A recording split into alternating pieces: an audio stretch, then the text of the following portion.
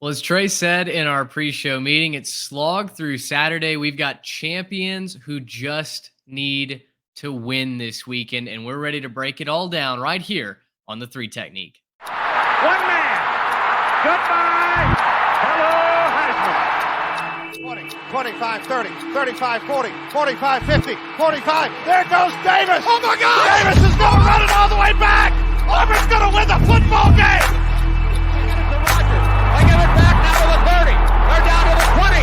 All the band is out on the field. He's going to go into the end zone. Four-man Alabama rush. Got him. No, they didn't. Oh, my gracious. Yep. How about that?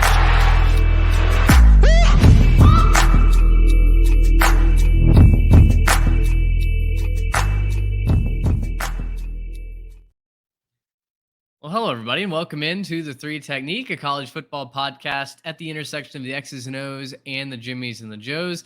Along with Trey Reeves and Garrett Turney, I'm Mitch Mason, hastily trying to schedule an interview right after we get off of this here podcast. Fellas, it is November, and with November, we get fall foliage, we get falling temperatures. In the Big Ten West, we get all the unders cashing, as Trey just outlined in our Ledger segment over on YouTube. And this is a fun week to sit back in the Barca Lounger, unless you're Garrett who's traveling, and just watch some amazing matchups. I mean, we have several top 20 matchups on hand for this week. All of them have obvious playoff implications. We're going to break all of those down in due time. But guys, as we turn the page into November, we plan the Thanksgiving menu. What are you guys most looking forward to for the next month or so? Ooh, on the food menu, like this is like my favorite holiday. I borderline Same. like Thanksgiving more than Christmas. But Own it, man. I'm right there with you. yeah, I'm a stuffing guy, dressing guy, whatever you want to call it, and I'm very picky about it. I've even stepped up to make it for my family the last couple of years just because I have a very particular way that I was raised with it. Don't give me the oysters. Don't give me the overloaded, onions or anything like that. Got to have real cornbread, not that box stuff that you find at the store. Like I'm very particular about my stuffing, and I'll make it. It's very, very good when I make it. So very excited for the fruits of my labor with that. Guys, I guess we're gonna go 3 for 3 on that. I'm a Thanksgiving guy too. I'm big on Sure. that. Look, Thanksgiving menu is always big. My mom's like the best cook in the world, and so I always get to look forward to that. She's got this family recipe that's been passed down now for this corn casserole. She makes it for like big holidays only. So looking forward to the yearly return of the corn casserole. And I mean, obviously, gotta have the turkey. Gotta have the turkey. Mm-hmm. I'm not entirely sure if the Cajun fried turkey tradition is going to survive the engagement with the bride to be. Yes, congratulations, by the way. Thank you. Thank you. Made that happen last weekend. That's why I wasn't on the live show. But yeah, thank you. Really thrilled about that. Maybe not so thrilled about the disappearance of the Cajun fried turkey. Back to the important things. You got to make sacrifices, I guess. In Iowa, right? Am I mistaken? Well, we're doing Thanksgiving here. We'll do Christmas there, but my dad and I fry our own turkey. We get ye olde pot and just lather that bad boy up with Cajun butter and dunker for 20 minutes or so. It's a great time. But that is against all like FDA health code regulations, I'm sure, and in no way healthy. And so we may have to do a more traditional option. We do it. That's right. Pro tip, Mitch: 2 turkeys. 2 turkeys. Well, so that we typically do 2 turkeys. So I'm hoping that you there's get your smoker, you get your turkey fryer, or the Big Easy. Have you seen these things? It's like a giant air fryer for your turkey. So come for the football, stay for the Thanksgiving cooking tips. That's right. Yeah, send us your favorite Thanksgiving recipes. Of course, if you're over on a social media at 3TechPod, you can follow us Instagram, Twitter, X, whatever you call it nowadays. We're technically on Threads, but nobody does anything on Threads. So just hit us up on Instagram and Twitter. Also over on YouTube, you can find our Ledger segment, which is a YouTube exclusive. You can find our shorts which have been extremely popular. Also, guys, we hit 400 subscribers over on Yeah. YouTube. So thank you to the Jimmies and the Joes. Continue to hit the subscribe button, share us with your friends. We're three buddies talking ball, and we really love to make it entertaining, love to make it unique, and we love to work you into the show, whether that's a live show on Saturday nights, whether it's your questions in the previews. Find a way to get in contact with us. We'll work you into the show.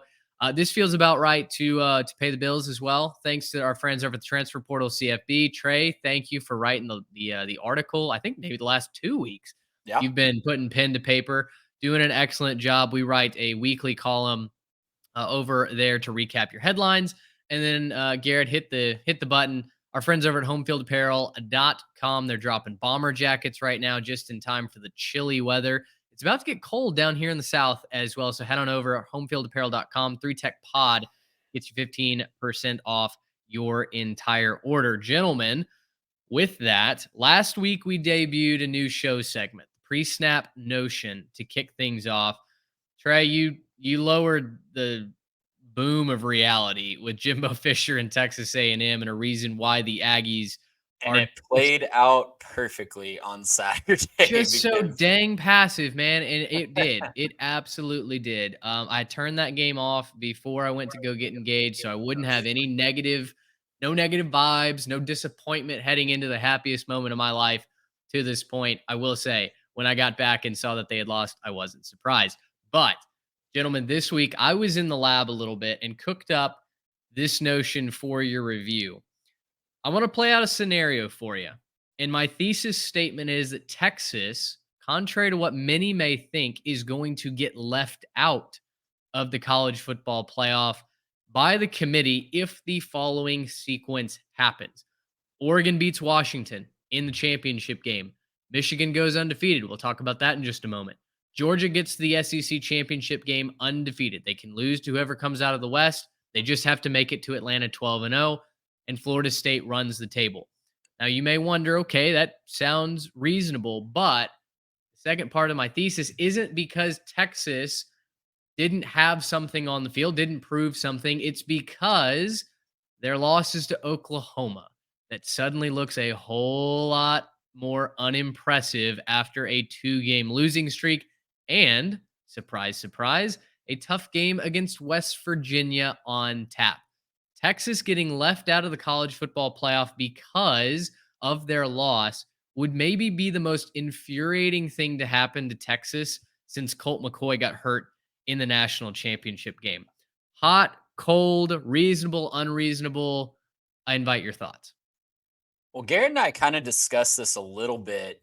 We didn't get too deep into it on the Sunday show, but I'm with you on that. I think if this scenario plays out exactly, the only kicker to me is what happens. I don't think the SEC champion gets left out, absolutely. So, swap in. If you don't think the SEC gets 2 in, if Georgia loses the championship, then swap in Georgia for Alabama, right? But yeah, I'm with you. I don't think that Texas has done enough outside of the win against Alabama to say that they should be in over in Oregon or over an undefeated Florida State or over, maybe even in Ohio State that the committee seems to love, even if Ohio State does what they do last year and lose to Michigan and miss out on the Big Ten championship game. Yeah. It's a tough road out of the Big 12. I mean, I don't have the number off the top of my head, but I think only one time have we seen a one-loss Big 12 champion make the playoff, correct? Maybe twice with Oklahoma, but it doesn't happen all that often. It is a tough road. There's a razor-thin margin for error out of the Big 12. It's one of the reasons why Texas and Oklahoma are moving to the SEC, but they could very well be the odd man out. They would have to be very, very impressive in their stretch run here. They're not going to get a lot of credit for beating TCU, Iowa State, and Texas Tech. They have to be very impressive in those 3 games, win by a lot of points, and put on a very big performance against Oklahoma State if all this plays out just to sneak in my mind. So I guess, Mitch, in this situation, we're assuming, because we got to kind of map it out, right? We're assuming this is Michigan and Florida State at the top. That would be the assumption. If they both run the table, they go undefeated, they win their conferences. Yep. They got to be 1-2. And then I guess we're saying, I guess it depends on what happens in the SEC championship game. for me on this situation. So if Georgia wins, I think this is where things get interesting. If Georgia loses, they're not going to get left out. It'll be, I guess we're assuming Bama and Georgia, They're the 3 or or the you 4 can, seed, right? yeah, or you could argue for Oregon if you really wanted to. But I think the leaving Oregon in play is really where it gets to be the concern, because if Georgia wins and you're talking about one loss conference champion Oregon or one loss conference champion Texas, this is really just a who does the media love more for ratings fest, because let's be real, this is still a business, and no matter what the committee really wants to do, they're going to try to put ratings on the table. And I just have a hard time believing that they're going to leave Texas off for what that would mean for the ratings, what that would mean for everything else. They'll find a way to say that Oregon's loss was, uglier somehow than Texas's loss to Oklahoma. And, well, but Texas has the signature win over Alabama. And look, that's an Alabama that made the championship game. And or possibly won it or whatever. So I have a hard time believing that they're going to leave Texas out, whether it's deserved or not. I just have a hard time believing the committee will leave Texas off completely if this scenario plays out where Georgia would win the SEC championship game. For me, I think where this borders on a hot take is because strength of schedule is clearly one metric that the committee values, right? With Ohio State, that is literally the only explanation why Ohio State is the top team in the country. Although that soundbite that the commissioner had to give, or the chairman had to give about a top 20 Rutgers defense was just chef's kiss. I mean, when have we ever heard that? But Texas has a top 10 strength of schedule. According to the metrics that I looked up, Oregon is coasting in at 61st. Now, Oregon's wins to me in the eye test will be infinitely more impressive than Texas's wins, if all else holds. Now, Texas, will have to beat maybe Oklahoma State in the Big 12 championship game. That second seed has gotten a lot warmer. We're not exactly sure who's going to end up anchoring that in Arlington, but for me, metrics aside, I look at Oregon and I am so much more impressed with Oregon than I am a Texas team.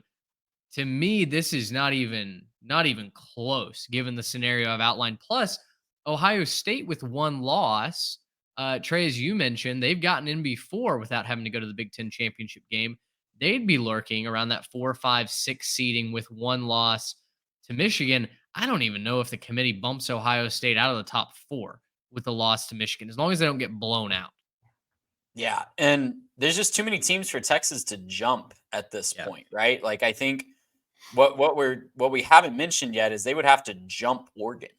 And to do that, they're going to have to be more impressive than Oregon down the stretch. So winning your conference and looking more impressive, like you said, Mitch, they just haven't done that to this point this year. Oregon has looked way better on the eyeball test. And I don't know how much of Texas' strength of schedule is actually getting propped up by the fact that their bye games out of conference have turned out to be decent. The Rice, the Wyoming. I'm sure that's not all of it, but I mean, if we're comparing, apples to apples here, like, does it really matter that Texas beat Rice instead of Portland State? Not really, right? Like, we're comparing the top wins. So I don't, again, not a math major, don't know how that's factored in, but that could be something that the committee looks at as well. I will say one more thing. I think that this will entirely depend on how Oregon looks down the stretch, whether it's fair or not. If they beat USC by like 3 this weekend, I don't think that goes a long way in helping them. And Texas beats TCU by 20, though. Right? Yeah. Like if Texas goes out the rest of the schedule and they just beat the crap out of everybody on the way out, and they go play Oklahoma State in the Big 12 championship game and they beat them by 20 points or something like that, and then Oregon kind of barely beats USC, just crawls past Oregon State. Maybe they play Washington in the finale and they just barely come out on top of that one. I don't know how much that goes in their favor. I think we could be looking at a TCU Baylor situation from a few years back where it's two teams that look really, really good with Oregon and Washington, but they're going to get left out because this other team looked more dominant and then just jumps them on the very last day. So it kind of depends on how Oregon looks, I think, on the way out. Well, let us know your thoughts. Does Texas make it in? to the college football playoff, all else equal? Do they get left out? Where would you rank the Longhorns in your college football playoff? Again, at 3Tech Pod, let us know. Respond in the comments to the YouTube channel. We'll get back to you. Love to continue to have this discussion with you.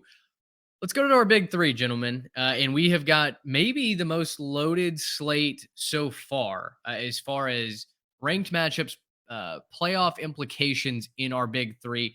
I left a couple of really good ones out. We'll get to later on down the line. But without a doubt, our number one game this week, a lot of number one games around the country, will be number 3 Michigan and number 11 Penn State. This is by far the most important game to me on the weekend because of what the committee has told us about Ohio State.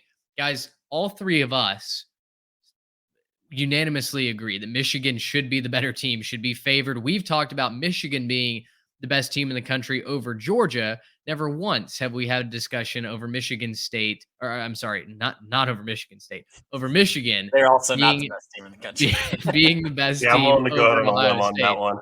No, the East Lansing has not been accused of being a penultimate team in quite some time. This is a 5.5-point spread in favor of the Wolverines. They do have to go to Happy Valley. It's the big noon kickoff on Fox. Guys, before this season started, I looked into this camera and I told you Penn State was going to do it this year. They got Michigan at home. Last year was ugly. It was 2 black eyes on James Franklin and the Penn State program, but this year was going to be different. That Penn State was going to use this game to ride to victory, a Big Ten East title, a Big Ten championship appearance, and a college football playoff appearance. And I could not backpedal out of that take any faster than I am right now. Penn State had a chance to go to Ohio State, to upset them, to take the bull by the horns, and they didn't do it. And I'm afraid that almost said Jimbo Fisher, Freudian slip, that James Franklin is going to be a day late and $1 short. What's One of the the most talented difference? rosters he's ever had, right? It's a freshman quarterback in Drew Aller. We can talk about that, but this defense is loaded. And yet I still feel like Penn State is absolutely going to waste this opportunity.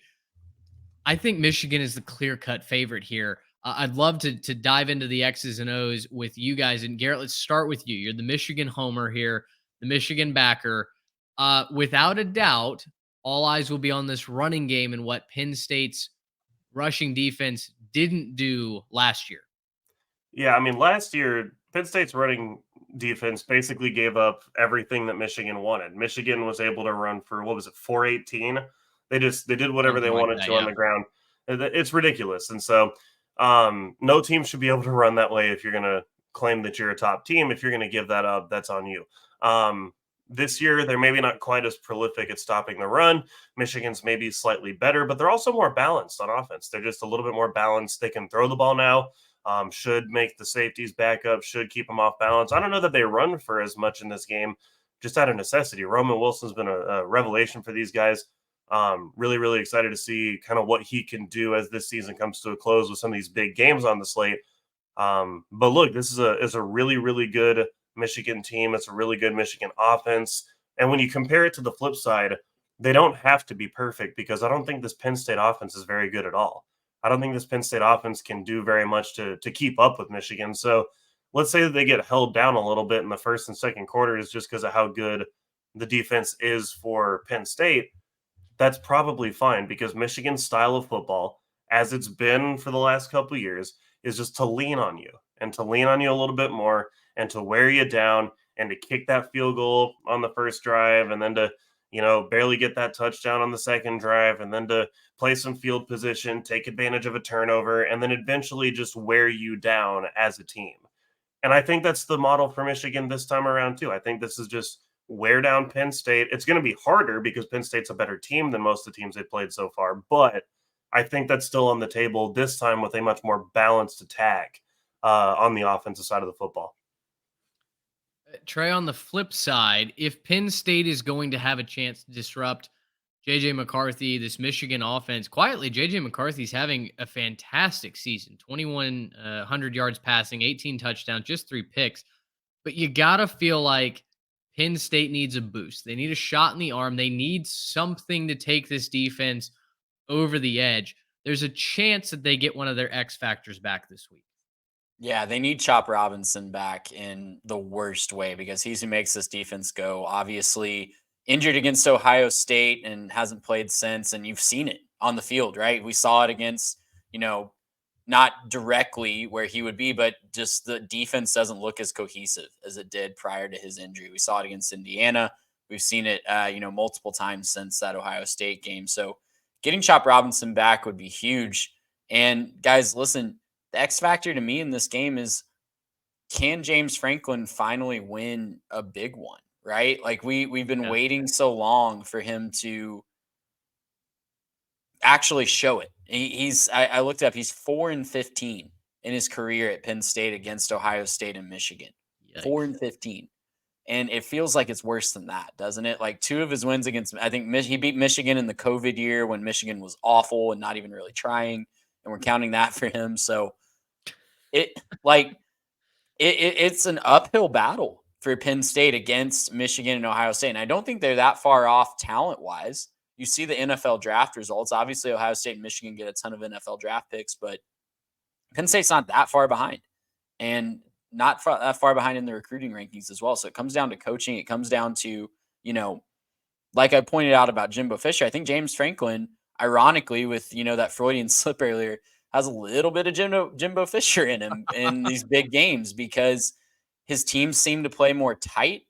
His teams seem to play, scared to not make a mistake. And that's what gets you beat in these big games. You have to play loose. You have to play, with the confidence that you can win the game. And we just don't see that very often when Penn State plays against Ohio State and Michigan. We see it all the time when they have the talent advantage, but when they're down, when they are playing these big two in their division, we rarely see it. We haven't seen it in a couple years. So if they can find that magic, I'm excited to see what Penn State can do. Maybe they've been holding Drew Aller back. Maybe they've been, saving something for Michigan because they feel like they can strike while the iron's hot. It's at home, and they're not playing in Columbus this time. So it is an 11 a.m. kick, though. I know the fans are still going to be ready to go, so maybe that carries them through. But it's just hard to see the path from what we've seen from these two teams on the field for Penn State to win.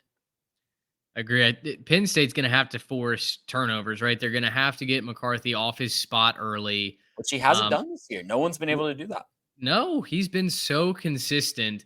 I'm really concerned about what Will Johnson, this defensive back group for Michigan, is going to do against Drew Aller, who has not exactly lit the world on fire this year. He's been kind of a bus driver. I just don't know that you're going to be able to beat Michigan driving a bus at home or not. So as we move into our picks here, I mean, guys, listen, like I said, nobody was a bigger Penn State advocate than I was at the beginning of the season. But when we get to what are we in? Week 12. You've got to adjust accordingly. And nothing that I've seen from Penn State gives me the confidence to stick with that pick. I'm going to go Michigan minus the points here. Yeah, I'm right there with you, taking Michigan minus the 5.5. I think we see a similar story to last year. I called this slog through Saturday, not because I think the matchups are going to be a bore or anything like that. I think this will be a compelling game for the most part. But Michigan, they're going on the road. They've just got to put their heads down, slog through the adversity that they're going to face. I think they're going to run for quite a few yards and lean on that run game. And they're going to pull away in the end, probably win by somewhere in the 10-17 range. Yeah, I've been pounding my fist on the table that Michigan's the best team in the country for a little while right now. I'm going to keep pounding my fist. Michigan minus 5.5. Big statement win. I think they know that they need this to be a statement too, because they know that if they win out, they're going to be fine. But I mean, how many times has Michigan just not gotten the benefit of the doubt? Right? I think they know that they need this to jump in the rankings and to find that number one seed. So I'm going to keep pounding my fist.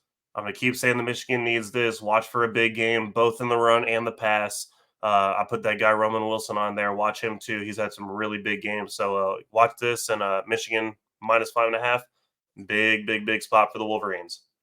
Just quickly, yes or no? Michigan dominates Penn State on the road. Do they jump Ohio State for the top team in the country? I know that would be going 2 spots, but would they jump Ohio State? Maybe if they beat them by more than Ohio State does, maybe. Yeah, it depends how they do it. They got to look really good. Because I would argue that Ohio State dominated Penn State just in a different way. They just And if smothered them. if they come out and just, win by 20, 30 points and the offense moves the ball in a way that Ohio State couldn't, then possibly, especially for the TV show element. But it would have to be a pretty resounding victory. Fair enough. Fair enough. All right. Well, let's go to Athens, Georgia, guys. Let's look at between the hedges. We've got Georgia and Ole Miss, a top 10 matchup as Georgia takes on Ole Miss. This is a 6:00 game on ESPN. Guys, you look at the stats and the rank, or well, not the stats. You look at the rankings on paper and you go, oh, this should be a good game Saturday. And then you start to look into the metrics. And I think Ole Miss is going to have to work to make this a competitive ball game. Georgia's favored by 11.5 right now. And as we dive into the X's and O's here, without a doubt, this is the last true test, I think, between Georgia and certainly Atlanta. All they need is one more win and they clinch up the SEC East. But I think this is the last true test between Georgia and a playoff spot. Ole Miss may really be up against it statistically. Trey, when you look at what both teams are averaging points per game and then what they're averaging as far as a key metric in third down conversions, I think you got to be really concerned if you're the Rebs. Yeah, both teams are scoring a lot of points, over 40 a game. So the offense is there for both teams, but defensively, Georgia has a huge, huge advantage in this game, allowing only 15 points per game. Ole Miss is 22. And Ole Miss, against more potent competition, has looked even, allowed even more points. I'm thinking back to the LSU game. I know that they're going up against a Heisman contender quarterback, but they're allowing 49 points in a victory. They gave up 35 to an Aggie offense last week that was sputtering going into that game. And A&M was running for 9-10 yards a carry in the second half as they wore down that Ole Miss defense. So I'm concerned about that for Ole Miss, and especially if they can, if the third down disparity is going to be as big as it looks like on paper. Jackson Dart has been very poor on third down this year, converting those passes. Not all of it's been his fault. Definitely last week there were a couple drops and opportunities to convert, but overall on offense, they're converting just 36% of the time. Georgia converts 55. Shout out Sammy Hagar, 55% of the time. Unreal. That's unheard of. That's NCAA 14 numbers on offense. So that's going to tell the story. If Ole Miss can find a way to stay on the field, they're going to be fine, and they're going to put up some points on Georgia. We've seen Georgia be vulnerable at times. Missouri was able to move the ball. Auburn was able to move the ball. But if they cannot stay on the field, it's going to be a long, long afternoon or evening for them in Athens. And Georgia's just going to do what Georgia does. They're going to slow cook them. Garrett, it feels like if Ole Miss has a chance to compete in this game, let alone win, Quinshon Judkins, who had a very nice week last week against Texas A&M, he's going to have to really step it up. No, for sure. It's your best player, Quinshon Judkins, and you have to be able to, use your best players in these big spots. That was something I was, planning on highlighting coming into this one. Guys, when they played Alabama and lost their only game of the season, Quinshon Judkins got 13 carries. He's a little bit banged up, wasn't quite 100%, but he got, 14 total touches. He had one catch. That's not good enough for your best player. And as the season's gone on and against some really solid, defensive units, Quinshon Judkins has had a pretty good season. He's kind of been coming back. He's kind of finding form. And he had a great game against an Aggie defense last week that for whatever you want to say about A&M, stopping the run was not one of their problems up until they played Quinshon Judkins. And so, I don't want to hear, oh, it's Georgia, so they're just so much better than anyone else they've played. There's no chance. Ole Miss absolutely has a puncher's chance in this game. Quinshon Judkins, if he does his thing, can go off and have a great game, keep Ole Miss in this game for the majority of the time. And look, Jackson Dart, he's got his problems. He's been up and down. But the things that travel best are going to be your defense and are going to be your run game. Well, for Ole Miss, you don't have a defense, so you're not factoring that in the first place. But your run game can travel. And I think that's what's going to happen. I think they're going to try to take the air out of the ball a little bit. think they're going to try to play a little bit physical with Georgia. I'm not necessarily saying that they're going to run like a slow tempo offense, but I think they're going to run the ball somewhat effectively. So I think that Ole Miss can keep this one close. I don't think that this is as big of a lay down game for Ole Miss or for Georgia as you could possibly think, just looking at the numbers on face value.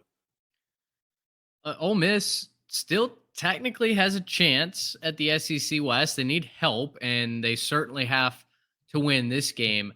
You know, you could say the same about Lane Kiffin that we said about James Franklin, that we accidentally said about Jimbo Fisher. He kind of folds like a cheap table in the biggest games. And listen, Ole Miss is not built like the Georgias, like the Alabamas. They've certainly competed year to year and are always good for an upset, but it just doesn't feel like this Georgia team is in the mood to mess around. Certainly not at home. They're the more physical team, they're the more talented team. We move into our picks here, and I'm not concerned about who's winning this game, at least on paper. I'm concerned about that number, the 11.5. Garrett, Trey and I are rolling with the dogs at home. You are going to roll with the Lane train. Explain why. They've kept it, pretty competitive in a lot of these big games. They've only lost one so far. Yes, it was to Bama. Yes, it was on the road. Yes, they lost by 2 touchdowns. But like I said, they didn't have a fully healthy Quinshon, and I don't think they really knew their identity at the time. Since then, they've won some really big games. They've put up a lot of points. I just don't think this is an Ole Miss team that rolls over and loses by 10. I don't think that's what they are. I think they'll lose the game. I do think that they'll end up losing to Georgia. I don't think they go in there and surprise them and shock the world. But I think they'll lose by maybe a touchdown or so and be in this game late and maybe watch a late interception from Jackson Dart or not quite converting on a 4th down or something like that, just to keep them competitive. Look, are they going to maybe get flamed by 20 just because I'm saying that? And then, I'm going to have to eat crow on this? Yeah, maybe. But I just kind of believe that they can put up points. They put up points pretty much all year long, and I think they'll keep it going against Georgia as well. Trey, The rest, you've been remarkably polite to Lane. Any shots here as we get ready to move on? no shot. He's earned me shutting up a little bit. I think I might take a victory lap if this one's how I think it turns out. But Sure. the victory, the cover recipe and maybe even the victory recipe for Ole Miss is certainly the Auburn recipe, where they were able to find a way. Whatever Auburn found schematically really worked. And it was that combined with getting a couple takeaways, as Garrett said. Yep. If they can find that, then they're going to be right in this game. I just don't think that Georgia's the same team that played Auburn. They've grown throughout the year. They kind of fell asleep a little bit against Mizzou last week, and Mizzou, put some pressure on them, but talent won out in the end. And I think the same thing happens this week. Let's go out west to the Pac-12, our final big 3. And we've got the 5th-ranked Washington Huskies just on the outside looking in on the playoff against the 18th-ranked Utah Utes. This is a 2:30 kick on Fox. Fox is a great channel to watch some early football, at least in the first 2 windows. The Huskies, 9.5-point favorites as of this recording. Guys, Washington got after USC a week ago. They got Alex Grinch fired. Hooray. I didn't get to react to that in real time, but finally someone at USC took a dose of common sense. Jared, you still have the banner? Can we run that one more time? While he looks for that, Dylan Johnson, the man of the hour last week, 26 carries, 256 yards, 4 touchdowns. If you're on the YouTube side, we're celebrating Alex Grinch getting fired at USC. This might be Washington's biggest test outside of Oregon. Not because Utah is going to be able to hang with them, I don't think, if this gets into a shootout, but mostly because Washington has struggled at inexplicable times against some not very good defenses. And now statistically, they're playing one of the best defenses in the entire country. Is 9.5 too big of a number for you guys? It certainly could be. I think that Washington exercised a lot of demons last week, personally, against USC. They've definitely fallen asleep against some lowly opponents, but when they have played bigger competition, they have been, lights out. So I think that this game certainly has their attention. Obviously, coming home after a big win, they're not going to look ahead next week because I know they have Oregon State, another ranked team, but Utah has their full attention this week, and that defense has their full attention as well. I'm concerned about the athleticism of Utah. We highlighted right here in our X's and O's, Utah secondary has to be great. And we've seen them a couple times this year falter in these more athletic games. Like even, thinking back to the first week of the season against Florida, I know Florida didn't move the ball, but their athletes gave them problems. Baylor had some athletes that gave them problems. USC, I know they're a whole different animal, but still putting up 32 points. I think Washington's athletes are going to give Utah problems, and I just don't know that Utah, even though their offenses look better recently against USC and against Arizona State, I don't know that Utah has the horses to keep up when Washington is humming. So for that reason, I'm going to lean towards Washington in this one. Yeah, I want to put a little bit of pause on this one because Washington, they've looked better on offense the last couple weeks. Both, on the road, obviously USC, and then they played, I guess Stanford scored 42 as well. That Arizona State game a couple weeks ago, they only scored 15. Yeah. And I think that was a defensive touchdown in that game that ended up It was winning a that one. weird So game. Yeah. it was just a very bizarre game to watch super late at night while I was editing the podcast. But it's very, very bizarre to think about what's going on at this offense just because it feels like they started the year slinging it around and they've really struggled to find that rhythm again. They found it last week running the football. It was running the football that got them back on track last week. Yeah. Guys, the Utah Utes give up 81 yards per game on the ground. That's pretty dang good. That's a great defensive unit. So put me in the camp of I don't think Washington's going to run the ball very well this week. So this is really going to be on the arm of Michael Penix Jr. to figure this thing out and move this offense ahead. This is going to be the big moment for him. If he's going to win the Heisman Trophy, this is his Heisman moment right here. He's got to have a huge game, right? I don't think that there's going to be much going for him on the ground. And guys, if he's going to have that big game, I think they're going to be able to put it away. I'm just a little bit nervous that it's not going to quite be 100% and that the offense isn't going to quite be humming and that Utah is going to be able to mess around like they did with USC, kind of shut down a high-powered offense and just kind of play a little bit of weird football on the road where they're running the ball. They find a little lightning in the bottle. We highlighted Jaquindon Jackson as a running back to watch here. Mm-hmm. If he gets going, he's almost impossible to stop on the ground. And I haven't necessarily been impressed with Washington's defense relative to other top teams. So I look, guys, this is a dangerous spot for Washington. It's a big prove it moment for them. I think that 9.5 is a little bit too much for me. I came into this season telling you don't sleep on the Washington defense, and I've been partly right. They've been able to make big plays. They've been able to get stops when they need to, but in totality, they're still giving up a lot of yards. They're 103rd in the country in total defense right now, which, as I check my notes, does not seem like all that elite, right? It's Not honestly, elite. it's honestly super impressive. It's all that much more impressive that Washington is in the position that they are, undefeated on the cusp of a playoff berth, which would be the second in program history, with a defense that's not even in the top 100.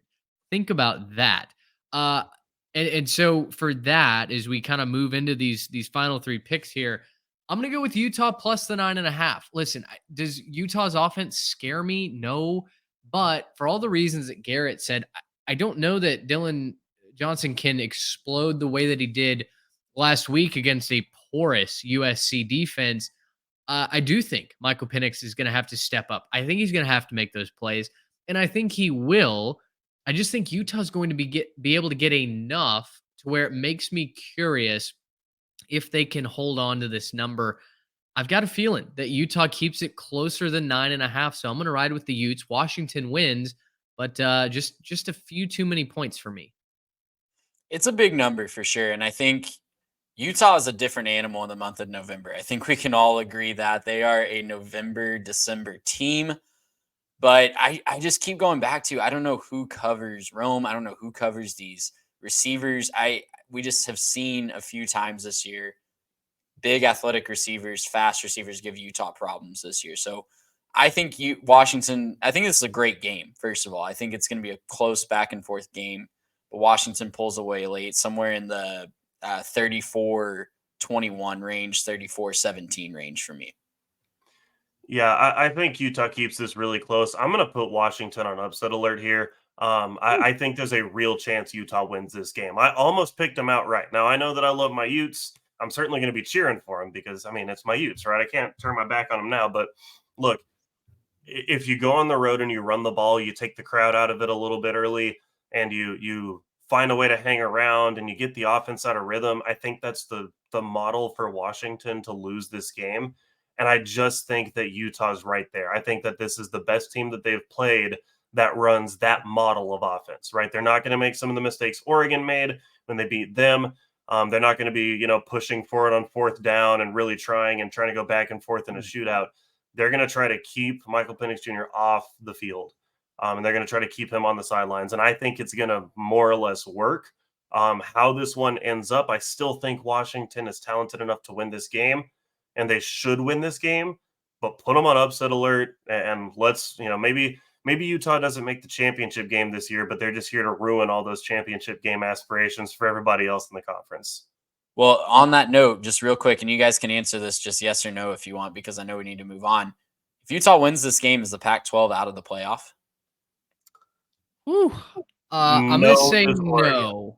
Yeah, I'm going to say Oregon still has a chance, but it's Oregon has unlikely. looked good enough against enough teams that I think if Oregon wins out in some big ways, like if they stomp all over USC and if they beat up on Oregon State and they just look really good on the way out, I still think eye test will get them there.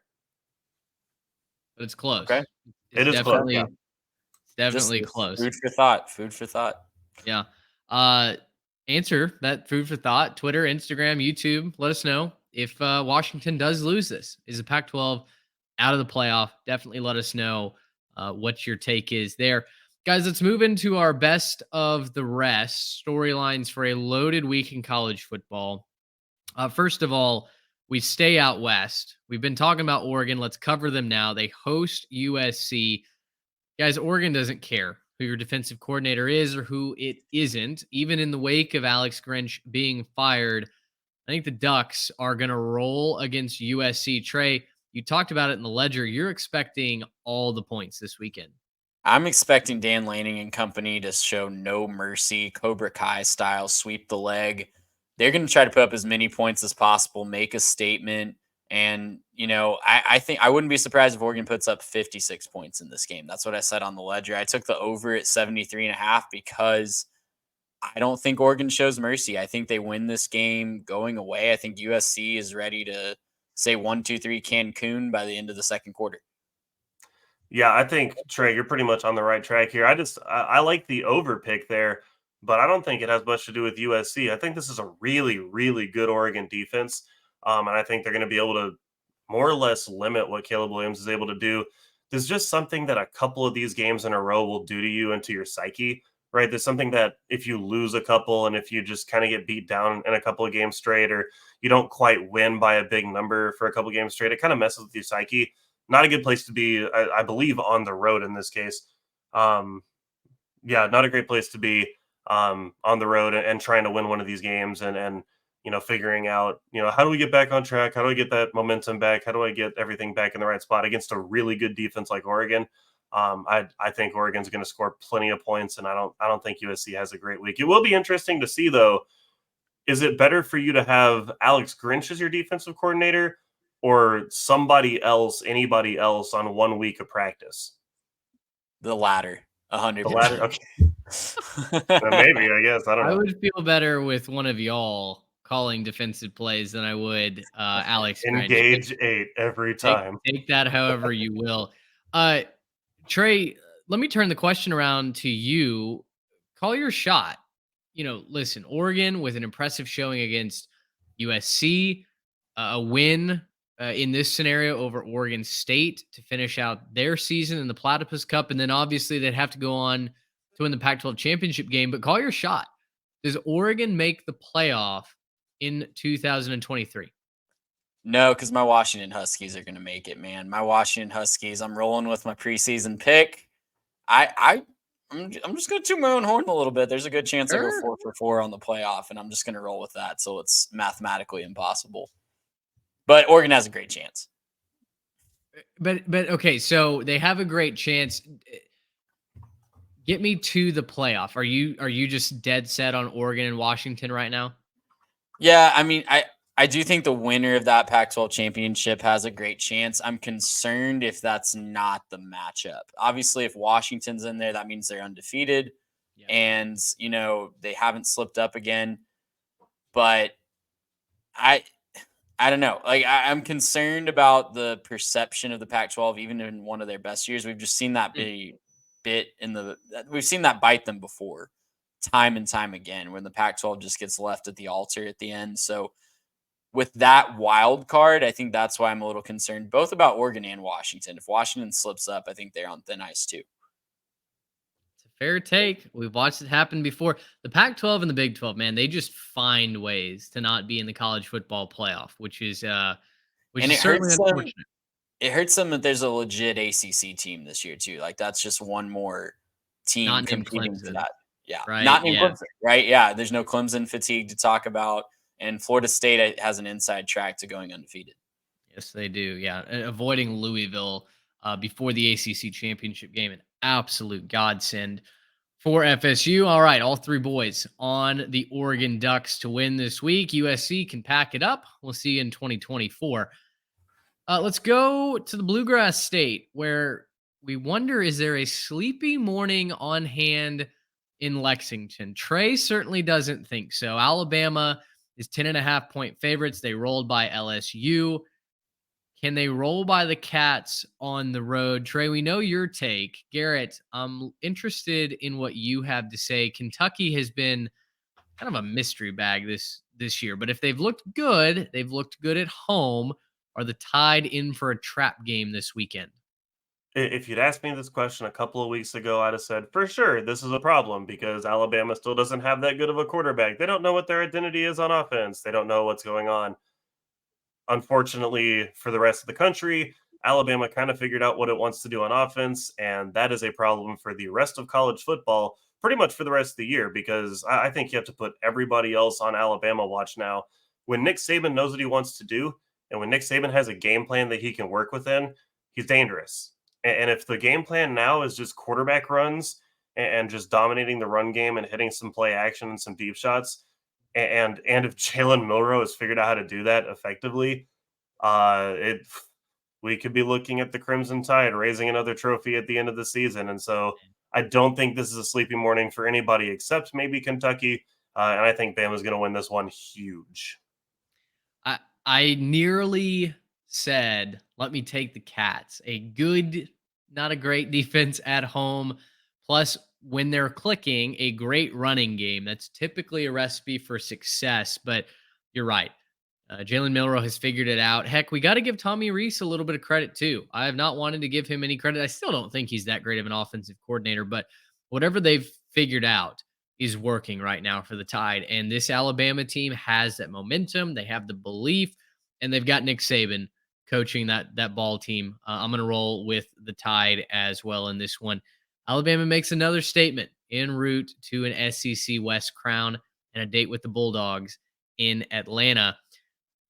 Not talking about a conference champion here, not talking about a playoff hopeful. Guys, we are talking about bowl eligibility on the line in Lincoln, Nebraska, just like we all assumed at the beginning of this season. We were talking, of course, about Nebraska and Maryland in a Big Ten action on Saturday. We have to give Nebraska at least a little bit of credit. Last week's car wreck aside against Michigan State, uh, we thought that Matt Rule was going to strip this down to the studs. We thought 3, maybe 4 wins were on the cards for the Huskers. And now with a win over a seemingly broken Maryland Terrapins team, they would reach the promised land that is bowl eligibility. Maryland is 2-point favorites in this one, but Garrett, your Turtles, they've hit some road bumps in the past couple of weeks. Can they get it done against the Huskers and Matt Rule this weekend? Look, if I know one thing, it's to dance with the turtles that brought you. So I'm gonna stick with my turtles, even though yes, you did break them all those weeks ago. No, I'm just kidding. I can't keep Sorry. blaming this on you, Mitch. I can't. I just have to come to an acceptance point that maybe Maryland and my turtles were just destined to break at some point. No, guys, this is a lot of people are gonna blame Talia on this one, and they're gonna say that it's because he keeps throwing picks and everything else. He's only thrown Yeah. one pick per game the last couple weeks. Like it's not like he's throwing loads of interceptions.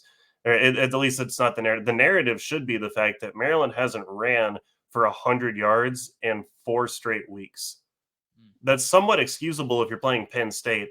But when you're playing teams like Northwestern, you got to find a way to run the football. You got to get Roman Hemby and those guys going. And when you can't, you're putting way too much in your quarterback to just be a gunslinger. And when Talia's a gunslinger, sometimes it works out great, and sometimes you lose games, and it's kind of ugly. So I'm not going to put this all on Talia. They got to find a way to run the football. I'm going to just believe that they do it against Nebraska for no reason but just pure faith and belief.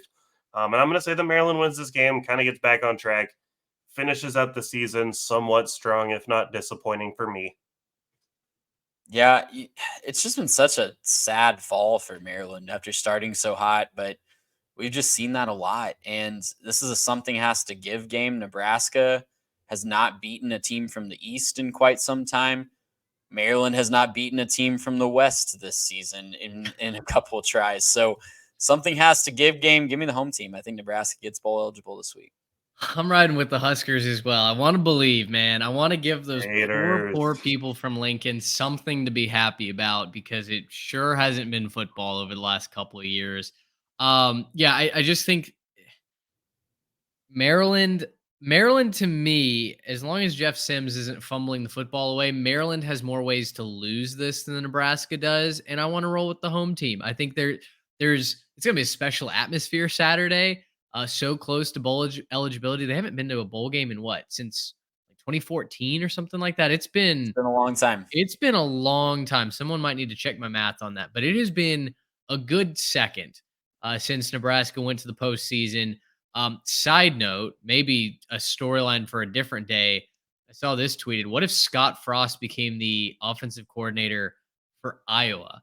How amazing that would be for the favored son to become the ultimate villain in the new look Big 12 or Big 10. That would certainly be a storyline I'd like to sign up to see. Anyway, two of us rolling with the Cornhuskers. Garrett's going to hold down the fort for the Turtles. We go to another game in the ACC where I think we are all at least rooting for one side. I don't think there's going to be a divided house here. In the show doc, the title for this is Today We Are All Yellow Jackets. Georgia Tech on the road at Clemson. Listen, Clemson is 14.5-point favorites. They got off the schneid last week. They beat Notre Dame in a game that nobody saw coming. And yet I want to believe that Georgia Tech provides some sort of unique challenge. Haynes King is just something that Dabo's never seen before, and the Jackets are at least going to keep this close. Trey, you've been the one that has stood off from afar and watched the Rambling Wreck kind of bounce their way to 5 wins. It's a little sickening to think, had we just beaten Bowling Green, we'd be there by now. Which side of the fence of this 14.5 number are you falling on? Clemson looked really good last week. Clemson looked like they finally put it together, but Georgia Tech is here to wreck some souls, y'all. I'm taking them to cover. I don't think they get the win. I'm not going to go as far as to say that they win outright. If you look at the game log, it's been very ugly for the Yellow Jackets against the Clemson Tigers for quite some time. So I'm not going to say that they win. I'm a little worried about it. Even a bad Clemson team beat them 41-10 last year. But, I don't think that they're going to win this game outright, but I do think they cover. Clemson's allergic to putting teams away other than Notre Dame last week. So I think Georgia Tech hangs around, makes it an interesting game. And is this one on the CW? What network is this one on? That is an excellent question. If it's on the ABC. CW, I'm taking Georgia Tech outright. No, it's on ABC. So okay, no, Clemson's probably safe. Yeah. Look, Trey, you're talking about the past. Okay, Jeff Collins has lost to Clemson. Okay, Brent Key has never lost to Clemson. I want to point that out again. This is a new era of Georgia Tech football. Guys, Georgia Tech, you might be surprised to find this out, has rushed for over 300 yards in each of their last 2 games. The game before that, they rushed for like 248. I'm going to go ahead and make my declarative statement. I'm calling my shot from all the way downtown. Georgia Tech goes bowling this week. They're just going to find a way. I just have to believe in it. Haynes King is going to outrun somebody to the end zone. It's going to be the rushing attack all game long. They're going to, Clemson's not going to handle their success well from last week because I don't believe in Dabo Swinney's ability to handle success this year. And guys, it's just going to be that way. It's going to be that way. Just believe in something. Georgia Tech, you're going bowling this weekend. You're going to continue to go. And then you can cap it off with they play Syracuse. So you can get to 7. Can we talk about a 7-win possibility here? I love this. Come on, Georgia Tech, do it. We absolutely can have that discussion. I want to ride that high with you. I want to jump in the back seat of the Ramblin' Wreck. Clemson at home is just a different animal, though, and so I don't think I can go as far as picking Georgia Tech to win outright. I do have to point out Georgia Tech currently sits at 3rd in the ACC. That's how jumbled this conference is this season. But at 5-4 overall and 4-2 in conference, they sit above Duke, North Carolina, NC State, Miami, and Clemson. That is just a shocking number. Believe to in me. something. I'm going to believe in the cover. I'm going to believe in a close competitive game, but Clemson, I think their rushing attack at home, they find a way to eke it out. I think this is a very competitive game. This is one that you're flipping back to all morning long. Well, dude, Mitch, as we're rambling past your house, I can try to get us to slow down so you can hop on, after we win this one. But I can't make any promises, man. The Rambling Wreck's going to keep rambling, man. I get some credit for this, for calling bowl eligibility. Now we got to get there. We're not there. We got to get there. We officially something about chickens before they've hatched or something. However that saying goes, I don't know. You can count them when Syracuse is one of your chickens. We have to walk through the door to bowl eligibility, and darn it, they refused entry the first time with Bowling Green just taking them to task.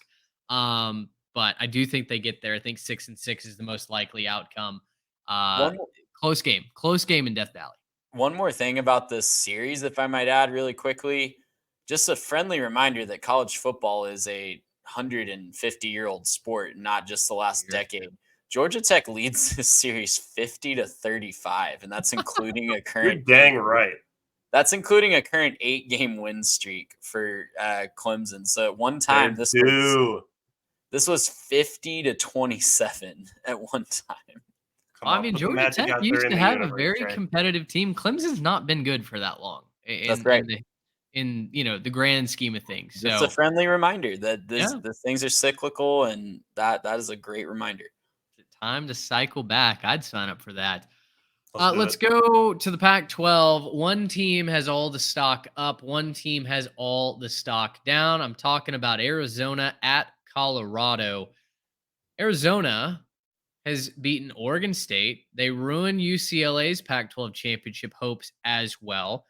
And they're looking to take down, at least in the media, another big dog this week in Deion Sanders and the Colorado Buffaloes. Now, Colorado at home. Arizona's a different animal at home versus on the road.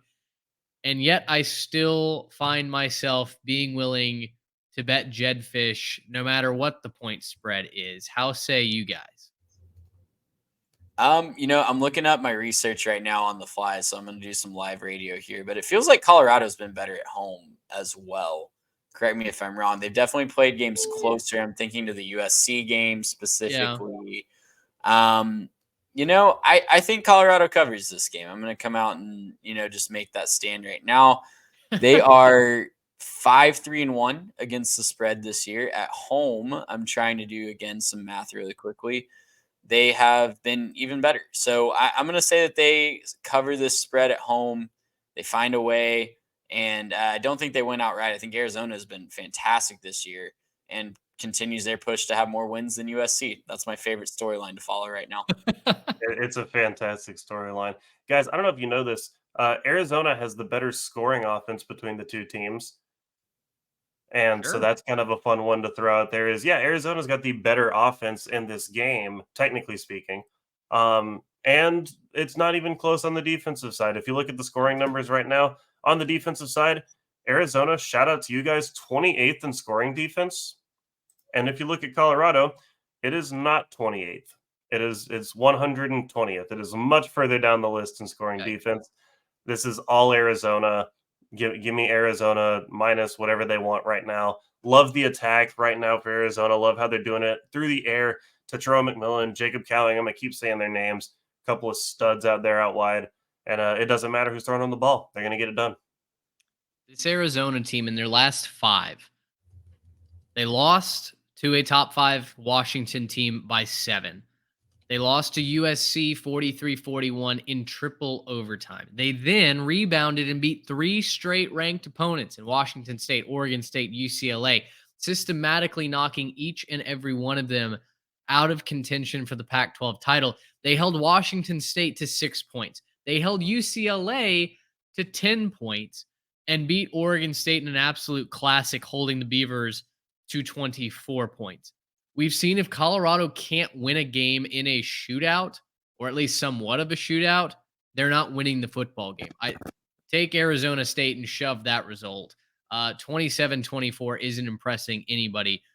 Colorado has lost 4 of their last 5, and they've been very unimpressive, uninspiring efforts from this Buffaloes team. Home or away, it doesn't matter right now. That defense is atrocious. Give me the better football team by quite some margin. I'll take Arizona to cover the 10.5-point spread. Jed Fish, man, one of the unsung heroes of college football. He's going to shove Dion in a locker this week. And we're going to be talking about Arizona having quite the momentum going into Big 12 membership next season. This is a Wildcats team that could push for a conference championship game in their first year. That's a storyline we'll have to track next season. But boy, they've been a lot of fun to watch. Back over to the SEC, and we go to the SEC East, where we've got a battle for second place in the division. Mizzou's Revenge is what we're titling this game. Number 22, Tennessee at number 12, Missouri. Both teams are 7-2. They're 3-2 in the SEC. Listen, this game is to finish as the bridesmaid, never the bride, to the University of Georgia. I think we can accept that. But the win for this game is monumental for whichever program comes out on top. Missouri certainly seems like they're headed in the right direction. For Tennessee, it feels like you win this game, you expected to win it at the beginning of the year, you lose it, and you're much farther behind the 8 ball, much farther down the path to a playoff contender than Vols fans wanted to admit. Tennessee is currently a 1-point favorite or 1.5-point favorite, depending on where you look. Does Vegas have the wrong team favored? Trey, let's start with you. I think Mizzou wins this game outright. I picked them as part of a parlay in the Ledger. They're at home. They've been really, really good at home this year. The LSU game notwithstanding, they've been really, really good at home. And I don't know who covers Luther Burden for Tennessee. I feel like that's what it comes down to in a lot of Missouri games. And, LSU had just enough firepower to overcome that when they beat Missouri. Georgia had enough talent to overcome that eventually last week. But who's going to cover Luther Burden for Tennessee? Like, if you can answer that question for me, I might change my mind. But I just trust Mizzou to scheme their best guys open and create a lot of problems for Tennessee. So I think they win this one outright at home. I will say on the Luther Burden note, the person who might be covering him is the athletic trainer, because I think have we seen news if he's playing this one? I know he got a little He's banged up. questionable for this game. So I saw about that he's gonna be more likely than not to play, but that could change. Sure, yeah, and if he can go, he's gonna go because he's a baller. He's gonna do his thing. He's gonna put his team in a position to win. That's what you do. I went kind of back and forth on this one. It's real tight here. Tennessee's the much better team on the ground. They do much better on both lines of scrimmage. I just kind of think that Missouri has the storyline going for them right now. I think that they've got a little bit more belief in the team. And I think coming off the Georgia loss, they played a lot more intense. I think they're going to keep the intensity going. I'm going to pick Mizzou to win this one as well. Missouri looked very good in a loss last week. Much more impressive, honestly, than I think at the end of the preview last week we expected out of them. Now, we expected somewhat of a game, but we all kind of decided no, Missouri doesn't have the formula to beat Georgia this year. And then, gosh darn it, they kind of almost did. Second Post year in a game win row. expectancy was 57% for Mizzou last week. Yeah, yeah. So I love the direction this Missouri team is headed. They're recruiting really well. It seems like they're going to keep the momentum going. They win at home. They win at Faro Field. I think they continue that storyline, that trajectory as well. Tennessee just doesn't feel like they have it this year. They don't feel like they're special in really any capacity. I know they've got a great pass rush. They've been very solid on the ground, but Missouri at home, they've just been a different animal. So let's roll with the Tigers in that one.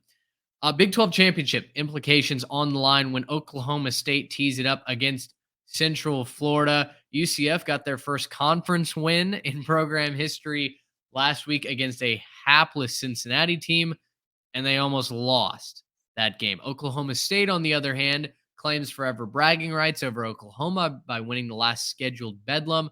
Their defense looked really solid. The offense was humming at times. Ollie Gordon was banged up for much of that game. It was hard for him to consistently get it going. I will say, if Oklahoma State is going to make it to the Big 12 championship game, a round of applause for Gundy and company. It felt like they were dead in the water as a not just a season, but a program.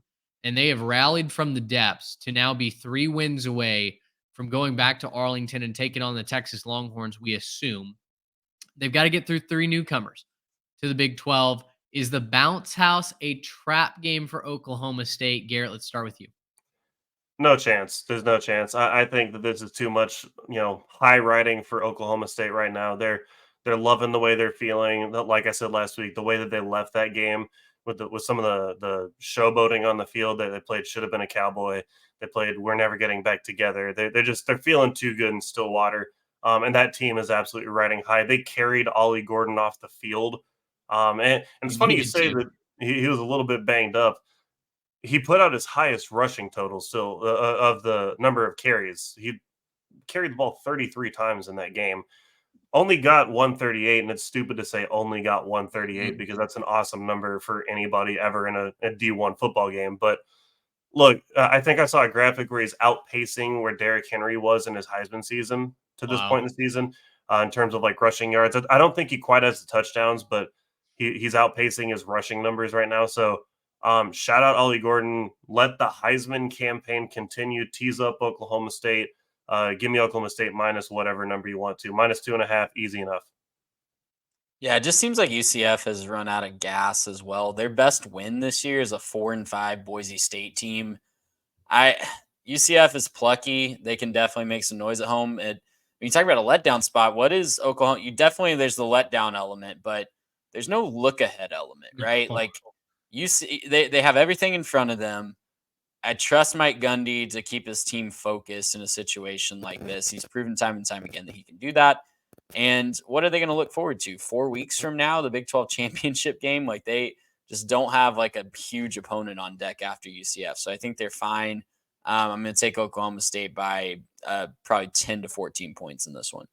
Yeah, same. I made Oklahoma State one of my ledger picks. The Cowpokes will ride in this game, and I think they get ready to waltz into Arlington as well. All right, let's race through these last 3. We've got some quick hitters as well. How low can the under go? Rutgers at Iowa. The over under, as of actually hitting record, is down to 28 even. It was 28.5 when I put this together. Is the lowest under, I believe, in Division One FBS history. Iowa is a 2-point favorite against Rutgers, a Rutgers team that at one point was beating the number 1 ranked team in the country at the half. They were up 9-7. Can Rutgers score enough points to threaten the over in this one? It kind of seems like the Scarlet Knights might have to carry the point total here if we're going to get there. Yeah, I agree with that. I think I just don't know that they can have the firepower to overcome the Iowa defense. I think the Iowa defense Yeah. is the best unit in this game. So I'm taking the under. They can make it, like I said on the ledger, they can make it a lot lower than that, and I would still take it. 3 weeks in a row, they haven't even hit 20 over 21. So yeah, I'm taking the under in this one. The insinuation on the numbers here is that this game finishes what, like 15-13? That's the insinuation. I just have to believe in more than that. I don't know why. I can't believe that in the year of our Lord 2023, 28 as a set over under can possibly hit the under. I can't believe that. Now I know what you're saying, that Iowa's just crushing these unders. They're not even close, but they can't keep getting away with this. Rutgers averages 26 points a game. They'll get to 20, right? Like they'll get to 20. They can find Will their way to they? 20. Will They they? can do that. Rutgers, I'm pulling it up right now. The last time that they scored 20 was, I guess they put up 31 against Indiana and Michigan Yeah. State. But, I'm thinking against like a formidable defense. 13 against Wisconsin, 7 against Michigan, 16 last week against Ohio State. Iowa's It'll up be there, man. close. Like I just and have to believe in something, and I just refuse to believe that 28 is going to go under. I can't believe that. I I'll can't do it in my heart. I just can't. I'll see your belief and I'll raise you 15-6, 12-10, and 10 to Yeah. 7. That's the last 3 Iowa scores. I didn't claim that Iowa was any good. I never claimed that. I was honestly more surprised to find out that Iowa's only 120, I think, in total scoring. No, it's 121 in scoring offense. I was surprised to find out that they're 12 worse. It does seem improbable. I'm gonna say Rutgers wins this game. I'm gonna say the under hits. I think this is a 13-10 kind of action. It's just a running fest, but neither team really makes their living throwing the ball. Kyle Monaghan was actually left out of what is it, the Doak Walker Award conversation. I saw some critique at the poll setters, I guess, about that. Monaghan's been one of the best stories in college football this season, really carrying Rutgers to bowl eligibility. That defense has been sensational. I think this is a very close game, but I think Rutgers is the more complete team. So even though they're at Iowa in Kinnick Stadium, I do think the under hits. I'm going to roll with Rutgers plus the points here. But yeah, I don't know if we can get to 28.5 if I'm being honest. A team that will get well over the 28.5, I think. Oklahoma, 13-point favorites against West Virginia. The Sooners are trying to stop a 2-game losing streak. West Virginia is getting all the momentum right now. They're 7-3, guys. Quickly on this one, OU minus the 13. You're taking the Nears to cover at home, or I'm sorry, on the road. This is in Norman. It is in Norman. Neil Brown syndrome rides, baby. I'm taking West Virginia to cover. Ooh. Oklahoma might have broken themselves last week. I don't know what else they have to play for this year. I know they still have an outside shot at the conference title, but Outside. it's way outside at this point. So I don't know. Like there's a lot of heat being turned up on Brent Venables' seat in Norman. Yeah, it's a rough scene. I just have to believe that they're going to be fine. I think there's a lot of pretty pissed off people in that Oklahoma locker room right now, and I think that they're going to turn up the heat a little bit, and I think they'll cover this one pretty nice. I think they're going to go score a whole bunch of points just to kind of prove that it's okay. They're going to take out some anger on West Virginia at home, and I think it's going to be a tough day for the Mountaineers. There's no excuse for Oklahoma to not win this by 17 points. At home, 10-2 is still easily in the cards. Go get it. Oklahoma wins this one going away, and they'll cover that spread at home. Battle for Tobacco Road, our last featured game. North Carolina, 14.5-point favorites against the Dukies. This is kind of an elimination game in the ACC. Of course, we knew both teams would be trailing Georgia Tech by this point in the season, right? We totally had that in the cards.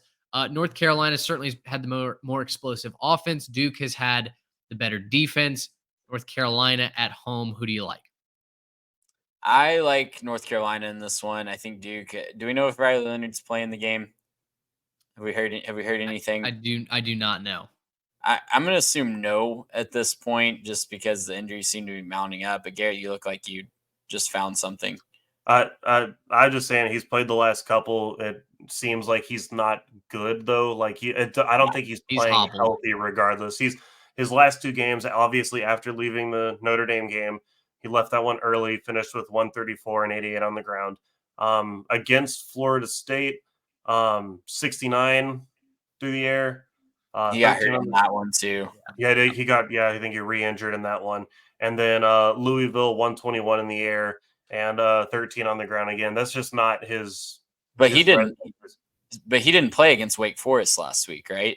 I don't remember honestly. No, I No, don't think I he don't. ran I don't anything in think that he one. did. It was a short week, But and whether he's playing or not, he's not 100%, and Yeah. he's not who he was to start the season.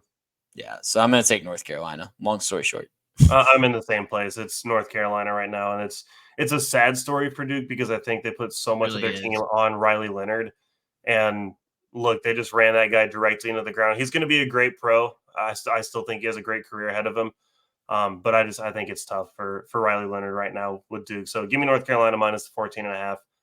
It'll be a big win for them. I'm with you there as well. All right, a couple quick hitters, and we'll wrap this up. Wyoming 6-3 at UNLV 7-2. Two of the heavy hitters in the Mountain West Conference. They are trailing only Fresno State record wise. Good defense, but they're on the road against UNLV. That under Barry Odom is a running Rebs offense that has been humming this season. Who do you like in Vegas? I like the Rebs, man. They quietly, we talked about them last year a little bit, how they almost got to bowl eligibility and then they fired their coach Yeah. after a surprisingly decent season. But turns out it was a good decision to get Barry Odom in there and company. So, yeah, UNLV in this one, they've been quietly one of the best stories in college football this year, and I think they keep it rolling. Yeah, I'm gonna go the other way on this one. I'm gonna pick Wyoming. I just think that this is a pretty good defense. I think they'll be able to hold them down a little bit. Obviously UNLV kind of the hot team right now, but I think Wyoming gets it done. I'm going to go with the Rebs as well. Defense certainly travels, but UNLV to get to, a chance to get to 10 wins. If it all follows their way, that would be an incredible story. I'll go with the home team as well. I'm going to take the home team in our next game as well. It's a battle of second place teams in the Sun Belt, 6-3 Coastal Carolina down to San Marcos to take on the 6-3 Texas State Bobcats, bowl eligible for the first time in program history. You had the team, the faculty, everybody for the Bobcats jumping in the river last week. Texas State, a 1-point favorite. I'm going to ride with the Rally Tridents, guys. Give me the Bobcats. This is two of my favorite Sun Belt programs, like pitted against each other. I hate having to pick one. I still love Grayson McCall. I know it hasn't been the same this year, but I think he gets it done on the road. Texas State, a little bit of a hangover from last week. And, Literally. Maybe literally, yeah. And a little bit too much time on the square, but Coastal Carolina wins this one on the road.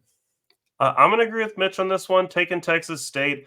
I like where they are right now. I think they're going to play a slightly better bowl game because of this win. And just, let's not stop at 6. Let's get up to 7, maybe even 8. Who knows? I need him in the Frisco Bowl or the That would be ideal. Saunders Bowl, so I can go catch him in action this year. Sure. Hey, I'll be right there. I'll be right there with you if they do. SEC, Auburn, 5-4. They're on the road at Arkansas, who are 3-6. It seemed like Sam Pittman maybe saved his job with a win over Florida last week. We'll talk about the Gators in just a second. Does Sam Pittman guarantee himself another season at the helm with a win if Arkansas can somehow get to bowl eligibility?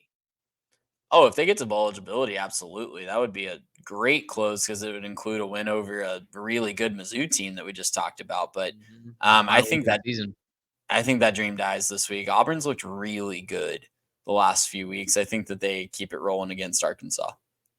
Yeah, I think I'm kind of there with you, Trey. I just don't really believe in this Arkansas team at all. I think they're kind of dead in the water. And, Auburn, for what it is, they're not a great team this year, but they've got belief and they've got something they're building towards. And so I think I'm going to go with the trend here. Arkansas trending down, Auburn trending up. Let's go with Auburn. Arkansas did beat Florida last week, right? They what? Did Florida pull that game out last week? Or did Arkansas won that game. Okay, that's what I thought. Sure. Yeah, that was a 2-6 Arkansas team. Yeah. That went into games. Florida's really, really good too. Well, we'll give them their due time in a second. Arkansas is favored in this game. They're 2.5-point favorites as of recording this. Garrett, your model is to never take Auburn as a as a favorite. Now that didn't exactly work out for you last week, but you got to feel really comfy with them being a road dog. I'm on Auburn as well. I think they get to bowl eligibility this week, beat the Hogs, and send Arkansas home Which would be early. huge for them in Hugh Freeze's first year. Like, Yeah, huge accomplishment. yeah, it would. Bowl eligibility was no guarantee when we Nope. counted them up at the beginning of this year. Lastly, Florida, the aforementioned pathetic Gators are 5-4. Guys, after starting, and I need to check my math, either what was it, 4-2? Is that what they started? It wasn't 5-1. Beat Uh, Tennessee. yeah, after a decent start. We'll say that while I look for that game on the schedule. After a decent start, beating Tennessee, yeah, they started 5-2. They have now lost to Georgia, got housed, and then they lost 39-36 to Arkansas at home a week ago. The Gators get number 19 LSU this week. They get number 14 Missouri next week, and they get number 4 Florida State over Thanksgiving weekend. Florida's not going to make a bowl game, are they? Nope. Jaden Daniels, Jordan Travis, and Brady Cook. Brady Cook. Thank you. I almost said Connor Cook, but that's way in the past. All three of them are going to make sure that doesn't happen. I don't know how Florida has an answer for any of those three guys. Yeah, man, Connor Cook, man, that's a time gone by. How about that? That's a reference. Yeah, no, for sure. No, speaking of things that have gone by, how about Jaden Daniels with his amazing season that it seems like nobody's really paying that much attention to? You hear people talk about it, but I don't know how he's not just the Heisman front runner by a mile right now. Because the defense stinks. The defense doesn't win the Heisman Trophy.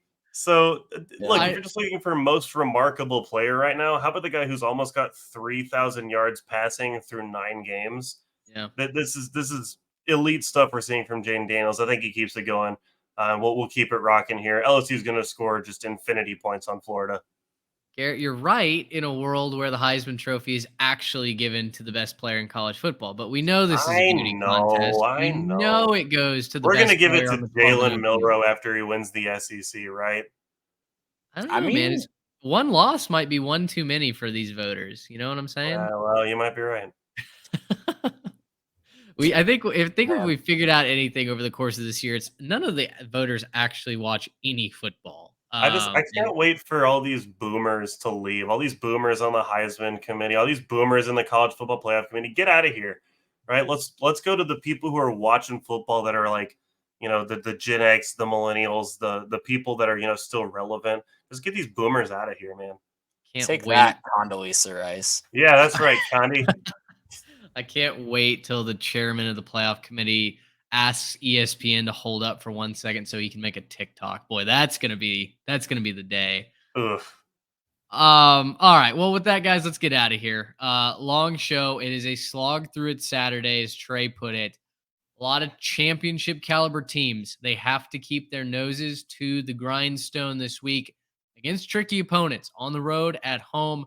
Find a way to win.